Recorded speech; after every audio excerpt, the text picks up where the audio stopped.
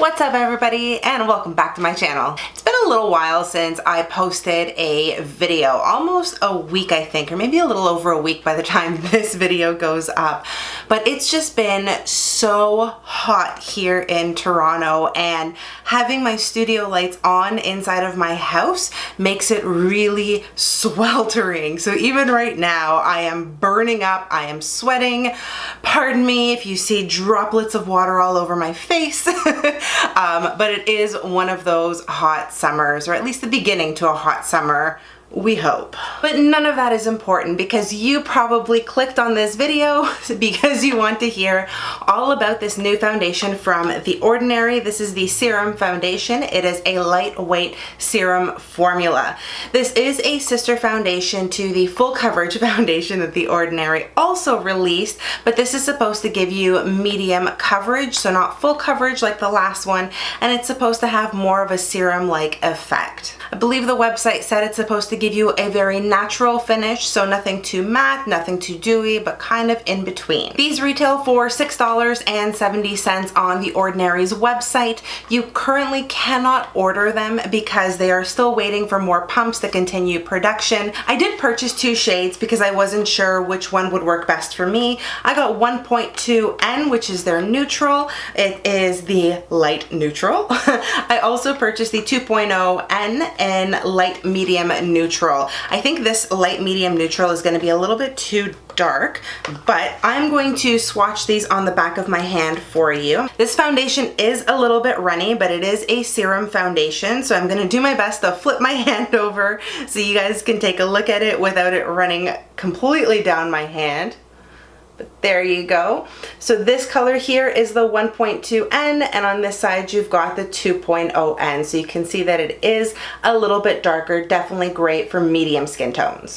I'm gonna move forward with the 1.2 light neutral because it did work best for me with the full coverage foundation. Before I go ahead and put on the foundation, I do want you to know that I have a clean face. I did cleanse it this morning and I've got a little bit of moisturizer on, and now I'm about to apply one of my primers. This is the Hylamide Matte 12 Primer. I'm going to put this all over my face because I seem to have pores that just like to keep expanding and growing into craters that could probably be turned into a freaking lake. I have given the primer a few minutes to really sink into my skin, and to apply the foundation today I'm going to be using a dampened beauty blender. I always apply all of my foundations with a beauty blender, so it's a really great way for me to benchmark how well this blends out, how well it sort of melts into my skin. I'm going to zoom you in a little bit closer so you guys can see the actual foundation application. I've just given the foundation a quick shake just to make sure that all of the ingredients are mixed together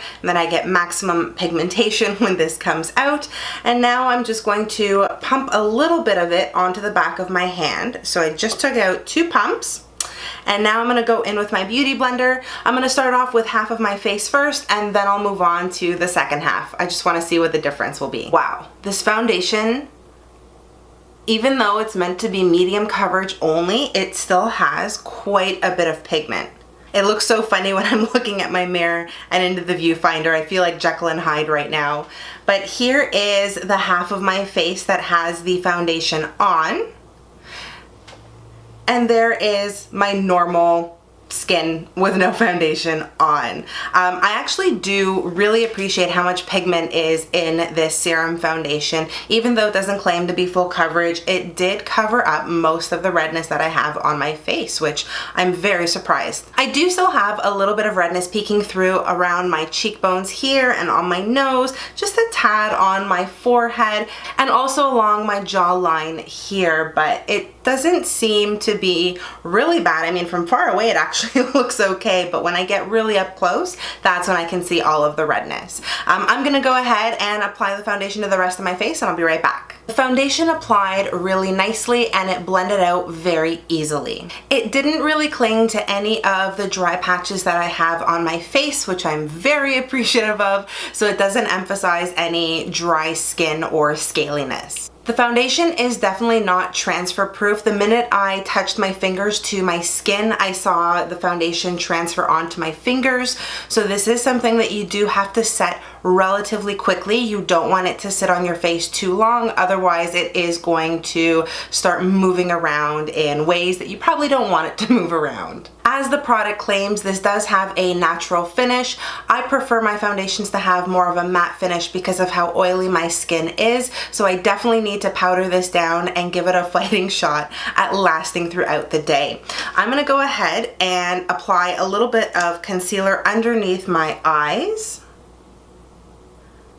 I'm gonna blend that out, and then I'm gonna powder all of this down before it starts shifting around too much on my face. The concealer blended out really nicely. It didn't cause too much disruption with the foundation, but I know I've gotta go in there and set everything. I'm gonna use my Physicians Formula Bronze Booster palette. I'm gonna go in with this sort of peachy cream shade just to set my under eyes, and I'm using a Wayne Goss brush. This is the number 2 brush from his face collection. And for the rest of my face, I'm going to be using the MAC Studio Fix Pressed Powder in NC20, and I'm going to use this big fluffy It Cosmetics powder brush. Is there a number on this? It's just called the Complexion Powder Brush, and I'm just going to set the rest of my face. And there you have it. My face is now completely on. It's been powdered down, so it has a really nice matte finish. I think there is some really great coverage with this foundation, even though it's just medium coverage. I really like the way everything has set. I'm gonna go ahead and put on the rest of my face, and I'll be right back. The rest of my face is now on, and I've got to say everything is looking really good. My powders blended really well. There wasn't anything splotchy, although I did play with a new blush today and I feel like it just looks like a skid mark on my cheek, but whatever, we're gonna roll with it. I'm gonna go about the rest of my day, and I'm gonna do a few check-ins so you guys can see how well this foundation is wearing. And of course, for all of the glasses wearers of the world, I'm gonna put on my spectacles and I'm gonna see how well this foundation wears on the bridge of my nose where my glasses pads normally sit. Hey guys, we're here for the first check-in, and I've just been doing a bunch of filming. Oh, this mirror is a little bit distracting. I'm just gonna move that for a second. I've just been doing a lot of filming, a couple of errands around the house, a little bit of cleaning, nothing sexy or glamorous really. But I wanted to quickly pop on camera so I can show you guys what this makeup is looking like right now. Let me zoom in for you. Make myself incredibly uncomfortable.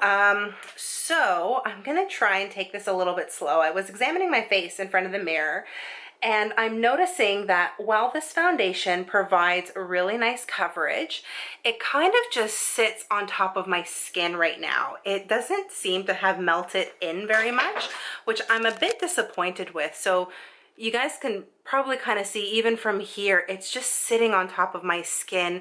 It's also coming off. I don't know if you guys can see that, but if I just shift my finger around, it's coming off. I'm pretty greasy. You can really see how it's just sitting on top, especially on the top of my lip right there.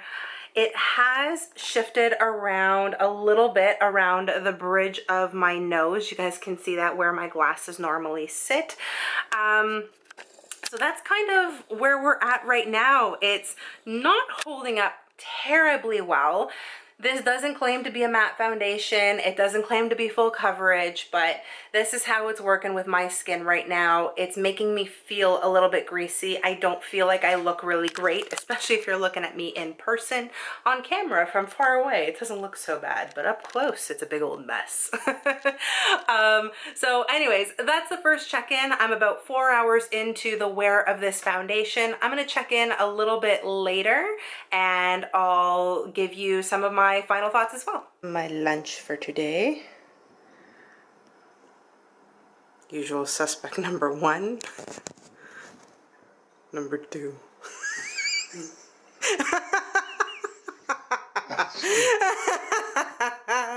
That's a new guy. He doesn't want to be on camera. Ik heb net gefotografeerd hier på scène. Mom wants me on camera instead. Our garden is starting to blossom again, and this right here is my favorite. I love the rose bush. It's definitely in bloom. As you can see, all of the little buds are coming up. I can't wait to see this completely blossom. Of course, on the other side, Dad's already gone ahead and planted his own vegetable garden.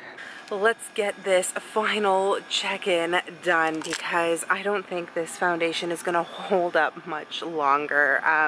Let's zoom you in a little bit.